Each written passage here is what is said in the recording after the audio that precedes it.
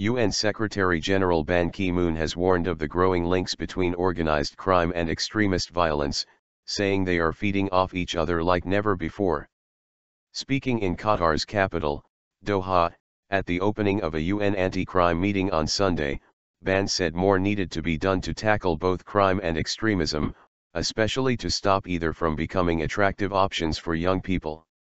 We must address the growing links between organized crime and terrorism, he said at the opening of the 13th United Nations Congress on Crime Prevention and Criminal Justice.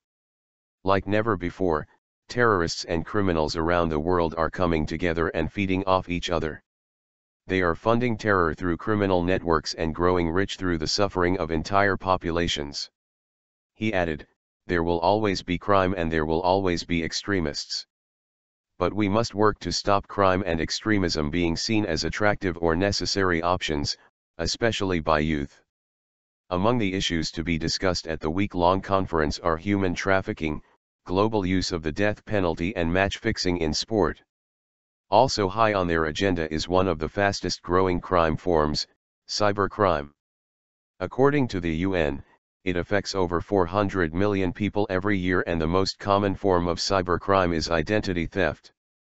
Alexander Sagar, the executive secretary of the Cybercrime Convention Committee, told Al Jazeera that because of legal loopholes in many countries, it is often hard for authorities to track down those behind cybercrime. We need to efficient and effective international cooperation for sharing information necessary for cybercrime investigation, said Sagar. The tools are there and the conditions are clear. We need to make sure that any country around the world has the necessary legislation in place, that the powers that the law enforcement have to access data are clearly defined by law.